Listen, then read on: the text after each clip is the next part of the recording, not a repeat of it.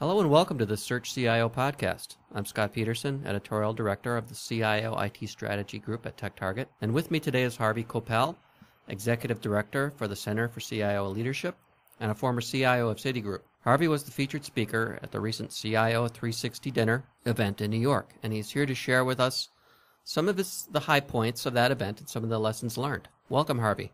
Thank you, Scott. It's great to be here. We have a lot of points to get to about this dinner, but I wanted to start with the title for the discussion that we had there, which was Reimagining the Marketing and IT Partnership. Yes. Could you just take us through some of the initial talking points and what we learned about that? Sure. Essentially, where we started was a general consensus around the room that there really are some interesting gaps in the relationships today between the marketing teams led by the CMO and the IT teams led by the CIO. In many cases, it almost feels as if these different groups are actually speaking different languages, and frankly, in many cases, they probably are, as marketing people speak the language of marketing and communications and sales appropriately so. And IT, as we know, loves the jargon and the acronyms and the IT speak, which of course I use only in the most affectionate and endearing way, having been a CIO myself. Right.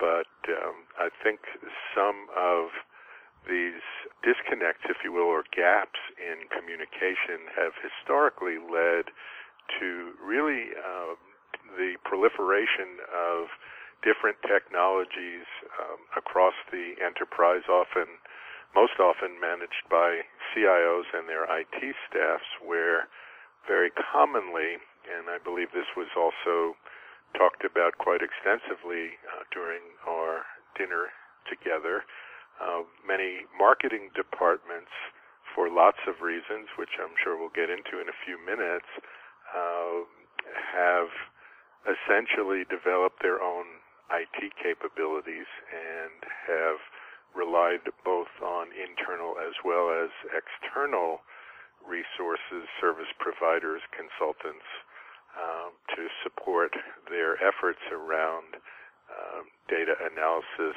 segmentation, campaign management, and so forth. So it's really, I think, clear to everyone, especially given the tremendous proliferation of things like social media and mobile technologies, where so much more customer information is available, that there is now a tremendous business opportunity for CIOs and CMOs to come together, perhaps learning each other's language, certainly looking at common objectives, and really leveraging so much more data that's available across the enterprise in support of many of the traditional marketing, communications, and sales activities of the business. Did you find that there was a lot of agreement on that thesis, and that nodding heads, let's say, that there was, first of all, a disconnect, and second of all, an opportunity? Yes, I think that's probably a fair statement, Scott. I think that everyone in the room was pretty well aligned around the thesis as we've described it.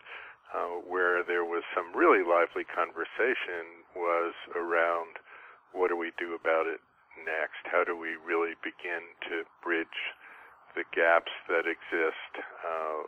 And it's really not just about language. I think some of the other conversations that we got into were quite interesting around things like the responsiveness of the IT department, the expense associated with typical solutions from IT departments, where marketing folks will often view the time to completion of a project as too long and or too expensive. And then, frankly, from the other perspective, there was lots of great discussion around how, from the IT perspective, often the marketing people will be dealing in projects where the requirements are perhaps less than fully defined at the outset, where much of the work is more of an exploratory nature, which really is a different mode, if you will, of operating than most IT departments are used to, where there's a very clear methodology and process in place around getting agreement right from the beginning around the scope and the requirements for whatever technology needs to be built. Beyond the speak of IT and marketing, I think we also try to touch on the fact that this isn't just a marketing or an IT problem, it's a way of reimagining how the business should be run as a whole. Yes, absolutely. Yeah, there was a lot of great discussion around the need for this kind of communication and really agreement around the overall business objectives and anticipated outcomes across the C-suite. So for large programs that require significant investment, absolutely important, not just for the CMO and the CIO to be on the same page, but also the CFO and the CHRO and the CEO and the COO and all of the C-suite members, if you will, as well as the business leaders who, of course, ultimately are responsible for delivering the best products and services to the customers.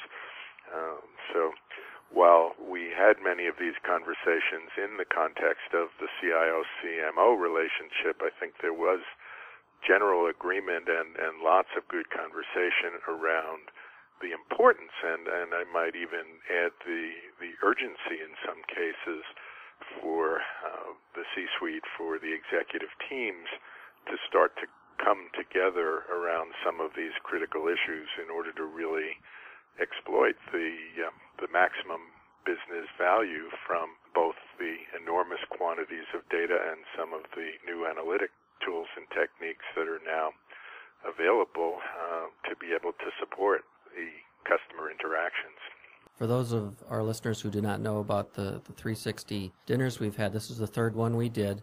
The first two were in Boston and Los Angeles, and this third one in New York on April 11th was produced in partnership with the Center for CIO Leadership. Harvey, could you talk a little bit about, from your perspective, both involved with the dinner and at the center, why it's important to give opportunities to CIOs and other senior IT executives like these, the opportunity to peer network?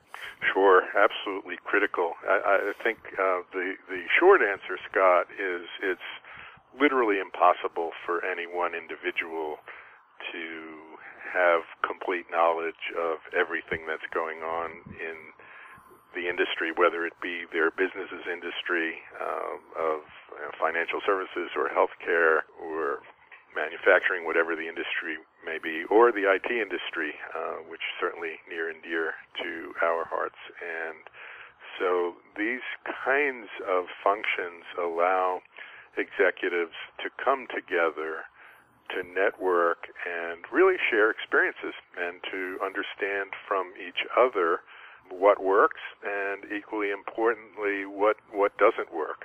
Often we learn more from attempts that didn't quite turn out the way we expected, which cause us to take a bit of a step back and be somewhat introspective, and lots of learnings accrue from those experiences, and certainly extremely valuable to hear from peers and colleagues about those things that worked out well and how the projects were implemented, where the speed bumps were, where the challenges were. Very, very effective way for CIOs, IT executives, business executives at any level to really sharpen their skills and their insights and information available about what's going on across the industry, and how they can leverage some of the great tools, technologies, and methods and processes to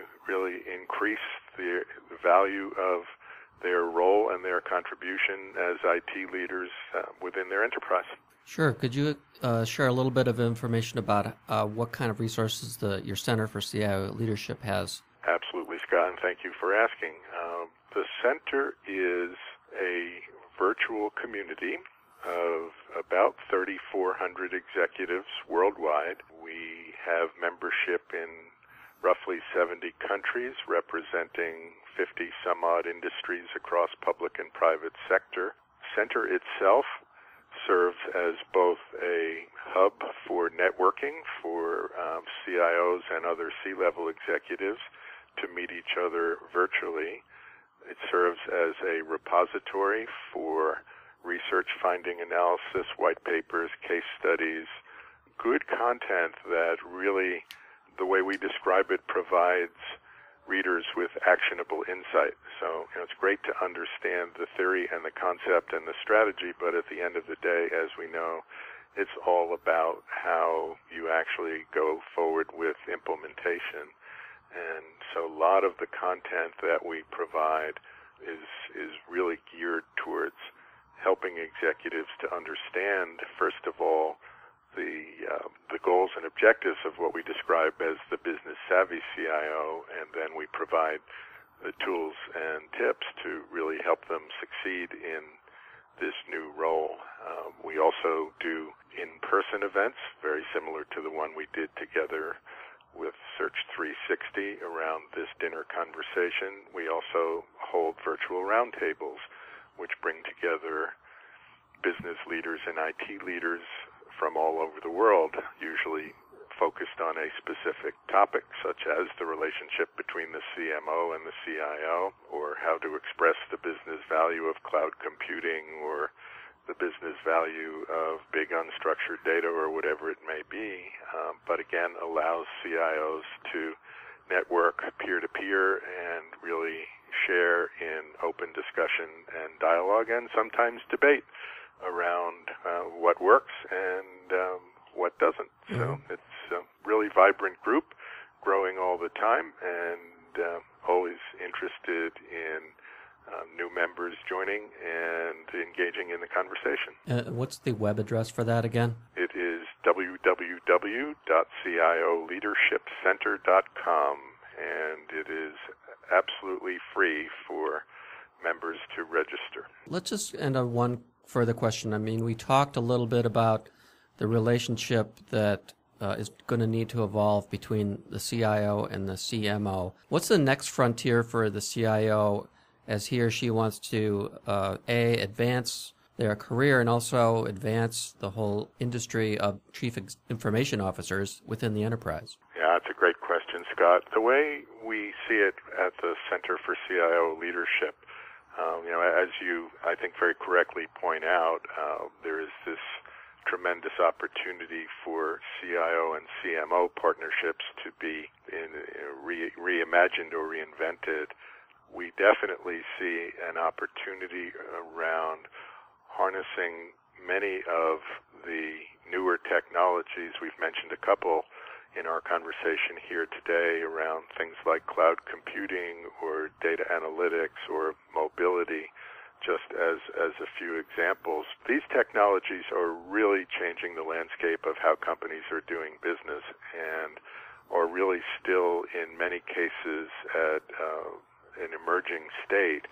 And we believe that CIOs have an enormous opportunity to really understand these technologies, both from a technology perspective, but probably equally, maybe more importantly, from a business perspective, how these kinds of technologies can be used to help their enterprise both formulate a better business strategy as well as then implement against those strategies. So we really see this as a way for CIOs to really raise the bar on their game, if I can use that expression, to really step up into enterprise leadership roles, very, very different than managing the IT department, but to really both be perceived and to act as an enterprise leader, as someone who is at the table helping to develop the business strategy as compared with being handed the strategy for implementation,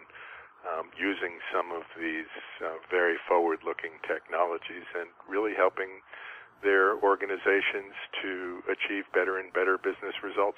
Thanks, Harvey, for sharing your knowledge today, and we look forward to seeing you in the pages of the Center for CIO Leadership and Search CIO and at future TechTarget events. Thanks, Scott. It was great speaking with you as always, and looking forward to our continued collaboration. This has been a Search CIO podcast with Harvey Koeppel. I'm Scott Peterson, Editorial Director for the CIO IT Strategy Media Group at TechTarget.